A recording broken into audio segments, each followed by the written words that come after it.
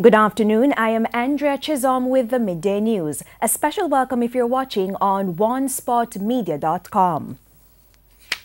Opposition leader Dr. Peter Phillips has responded to claims he was disrespectful yesterday after showing his middle fingers in the House of Representatives. Dr. Phillips was urging the House Speaker to give opposition spokesman on health Dr. Dayton Campbell 2 extra minutes to ask questions about problems with the Cornwall Regional Hospital.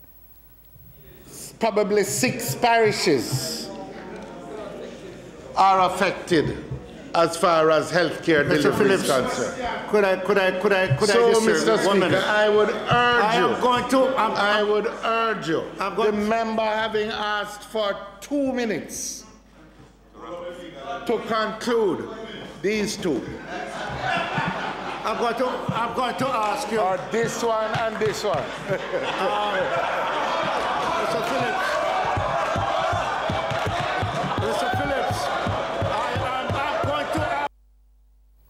Since then, Dr. Phillips has been receiving backlash, especially on social media. When contacted, he said it was in jest. I had a debate in the House, and I mentioned that there were the question, the numeral 2 came up. In jest, the Labour Party wanted me to make the V sign, and I said no, I would hold up 2 different digits rather than making the V sign, which is typical of the Labour Party. Purely, kind of political jousting. Nothing untoward at all. Energy Minister Dr. Andrew Wheatley says PDV Caribe is yet to accept the Jamaican government's proposal to buy back its 49% stake in Petrojam. In March, the Venezuelans promised to send a technical team to Jamaica to continue discussions, but they are yet to arrive. Dr. Wheatley told the House of Representatives yesterday that the matter is of concern to the government. Our last communication was on April 16, 2018, by way of an electronic mail from PDV Caribe, inquiring, Mr. Speaker, on the taxation implications for PDV Caribe should they accept our offer.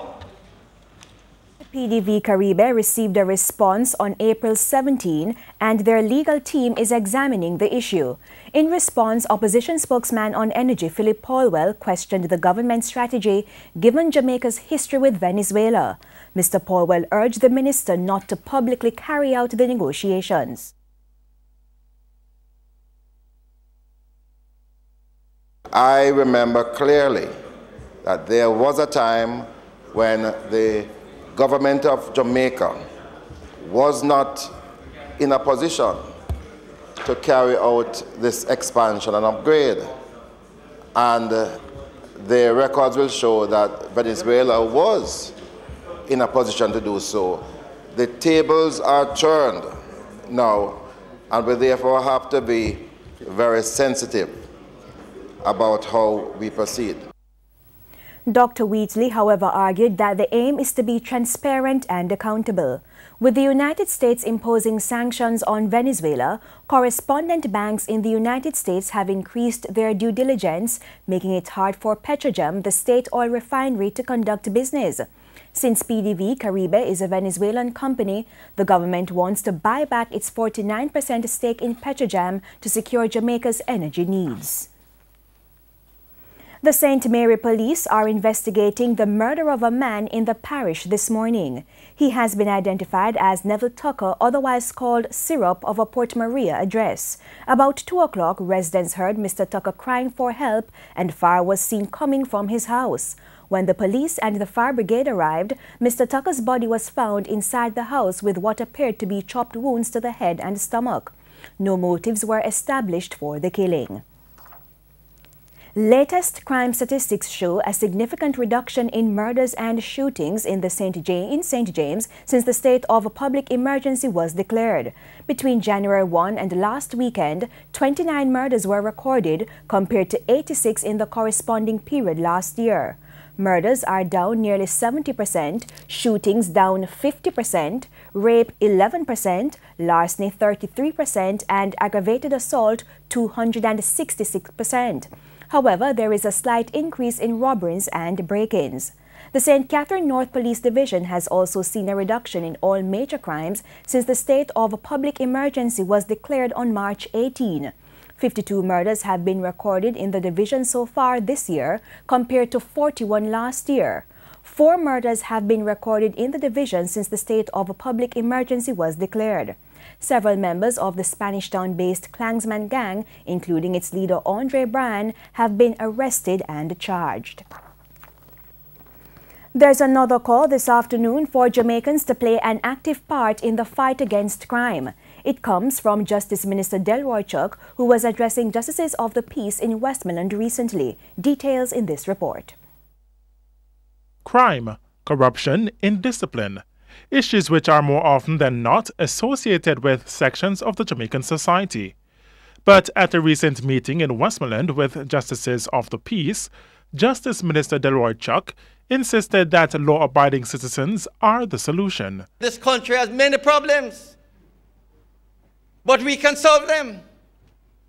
And it means that all of us must put our foot forward and be prepared to stand up for what is right. He says while there are many who sit and plan to do what is wrong out of selfishness, the majority are good and decent citizens. But you lay back.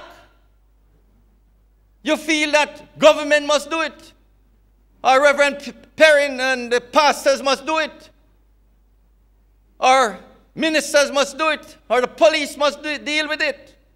But as citizens of this country, if you fail to be a part of the solution, take it from me, you're part of the problem. While the charge is for all Jamaicans to act against crime, Mr. Chuck particularly challenged Justices of the Peace to stand up against all that is wrong, as that is what taking the office means. And let me thank you for making yourself available, but you have to go out and participate in recovering and restoring Jamaica to the place that we all want it to be.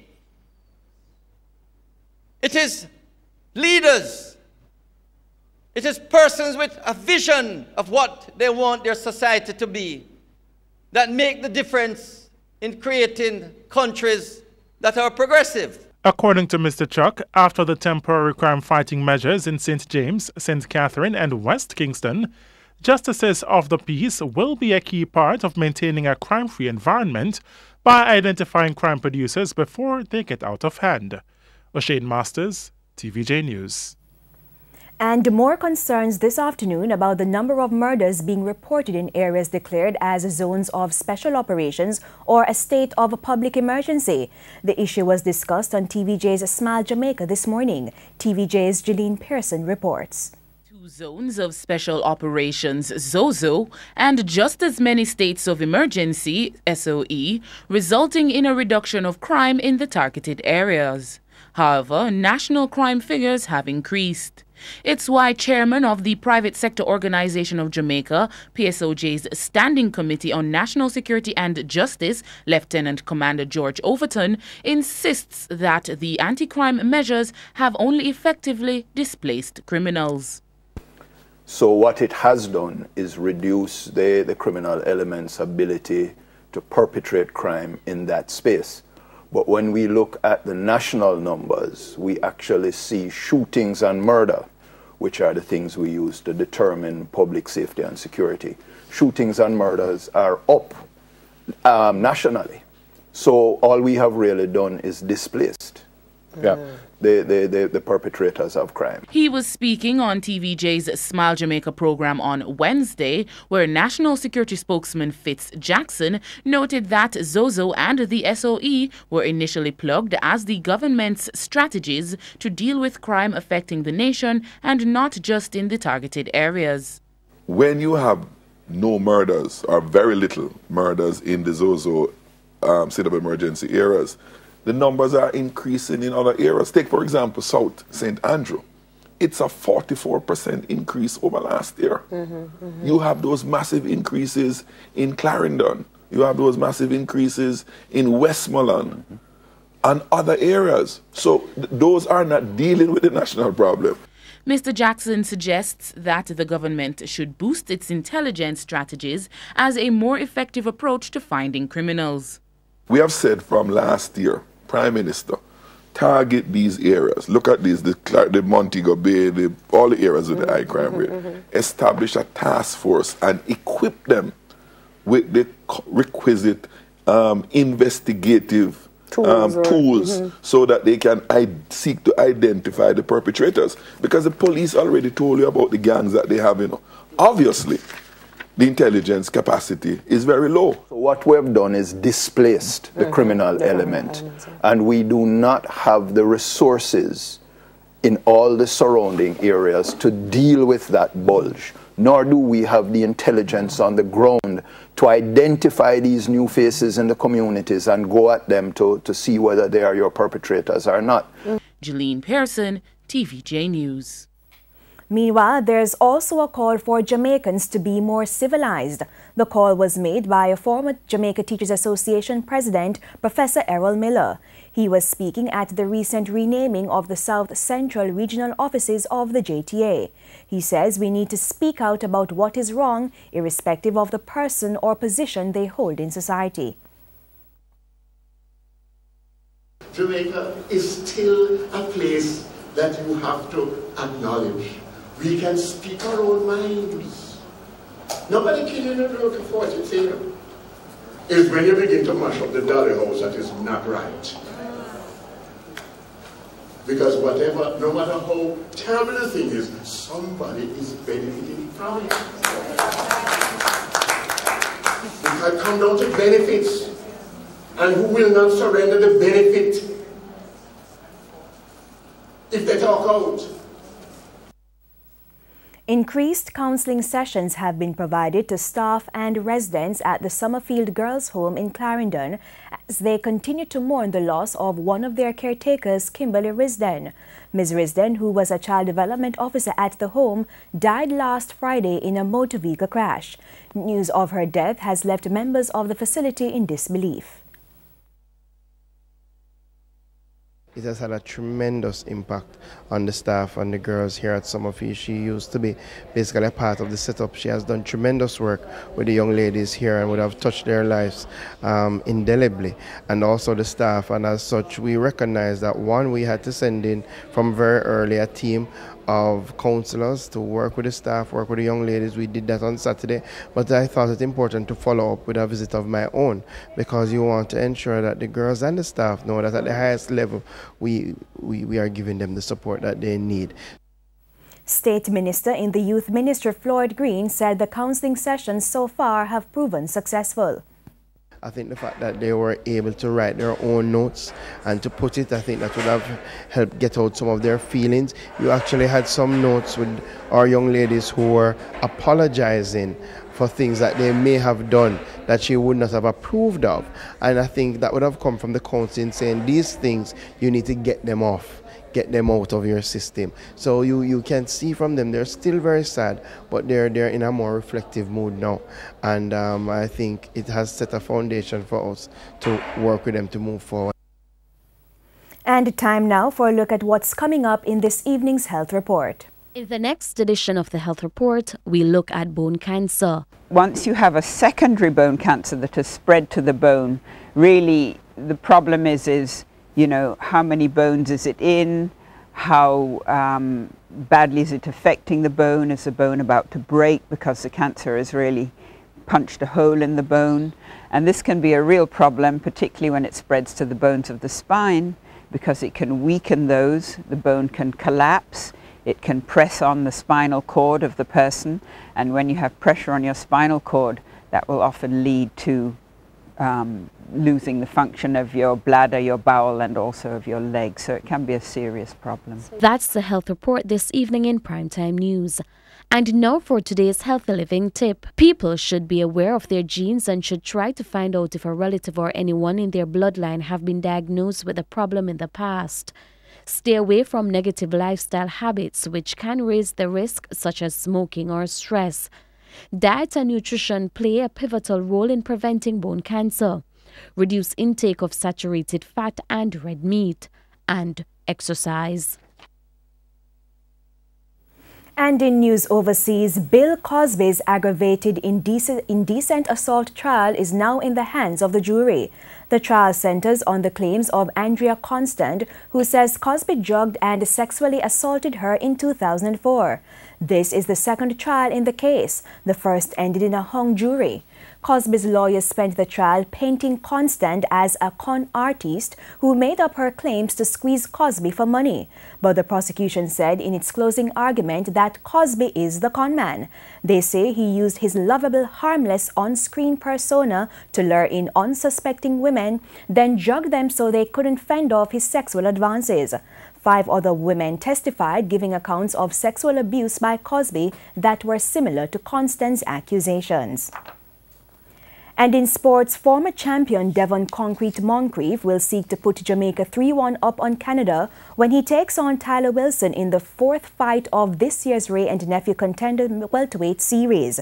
The weigh-in took place on Tuesday ahead of Wednesday's contest at the Chinese Benevolent Association.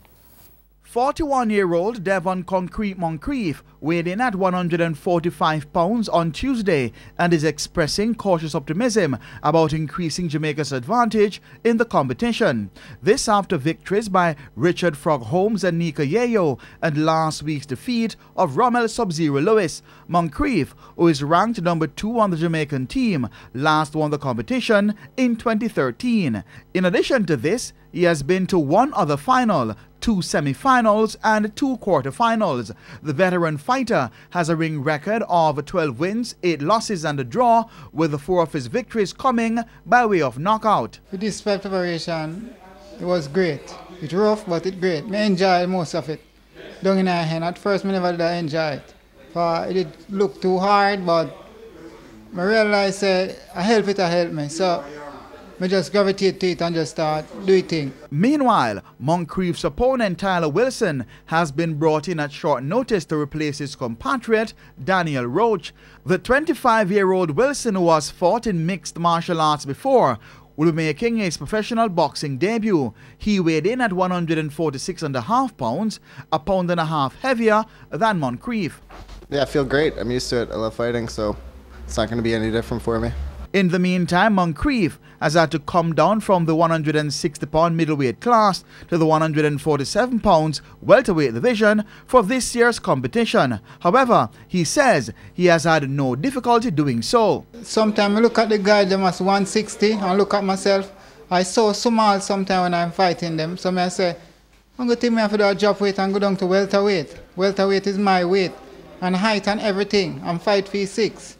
I know I weigh 147 pounds comfortable. Wilson, in the meantime, is keeping his fight plan close to his chest and refused to give away much at the weigh-in. I'm not surprised for sure. I got a different game plan than most, I guess.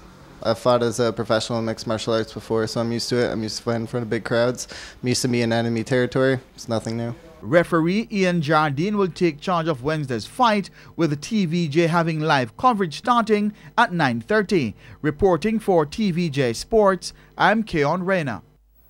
And that's the Midday News. I'm Andrea Chisholm. Join us at 7 for the Primetime News Package. On behalf of the news, sports and production teams, good afternoon.